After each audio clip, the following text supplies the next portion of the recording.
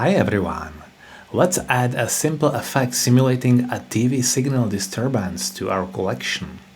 It actually resembles typical artifacts when playing recordings from a low-quality VHS tape, but it's up to each programmer to find a suitable use for it. And because it's a very simple algorithm with just a few lines of code, this video will be relatively short as well. So let's create it.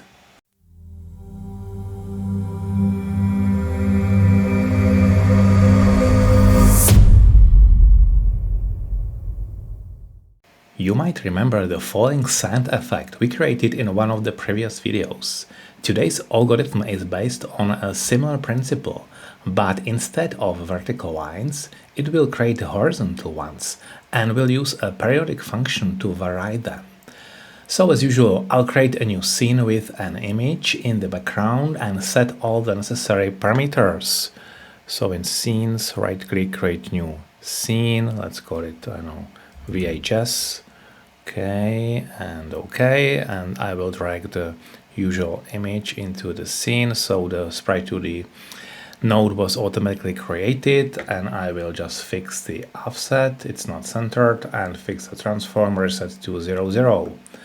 Very well, and of course we need to set the material, which is down here, new shader material, click, and new shader, which is called VHS GD shader, mode canvas item, and I'll put it to the shaders folder and create, and click again to open in the editor.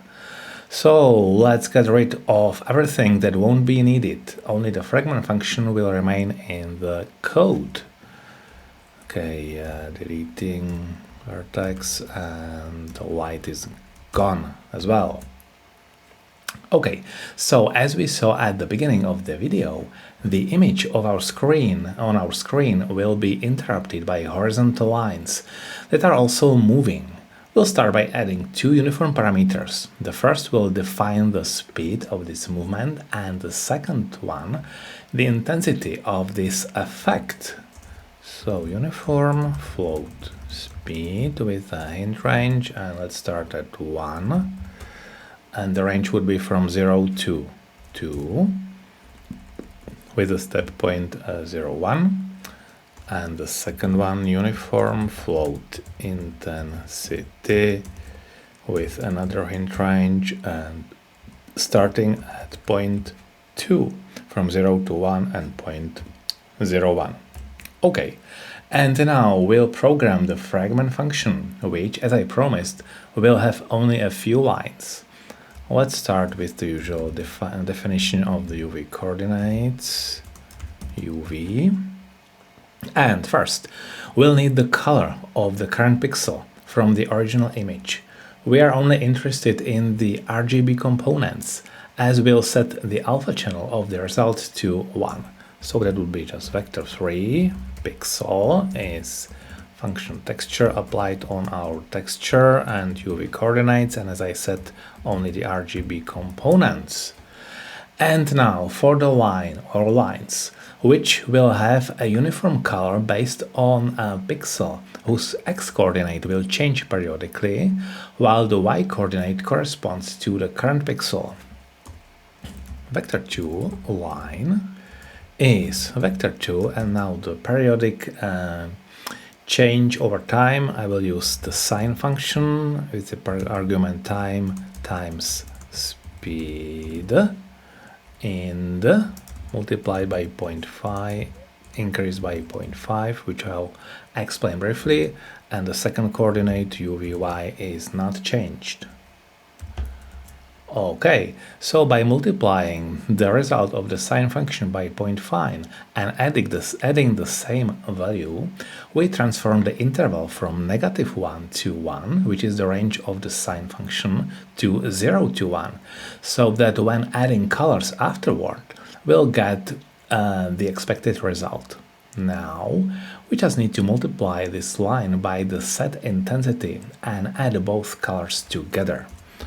Let's call it vector 3 glitch, and it would be again the texture function applied on our texture, but this time with the line coordinates, again RGB components and multiplied by the intensity. Intensity, okay. So we completed all calculations, and now all that remains is to assign the result to the color variable. Color is vector 4, so we use pixel plus glitch for the first three components, and the last one is alpha value set to 1. Let's wait for it, and we are done. Let me just show the whole picture. We are done. That was quick, right? To turn off the effect, let's just set the intensity to 0. So if we wanted to simulate tuning a TV signal, we could modulate this parameter with a script or based on player actions, like this. In shader parameters, I will work with intensity, putting to 0. Now it's turned off. Or let's put it to 1. Now it's pretty much intense, maybe too much. So I guess 0.2 is just the best value. Of course, this isn't a perfect simulation of a broken screen. For that, we need to add noise, image distortion, ghosting, flickering, and so on. However, that would significantly increase the overall code, and besides, I covered something like that in another video, which I will link in the description. Consider this a demonstration of a very simple shader that has practically no impact on the overall performance of our game.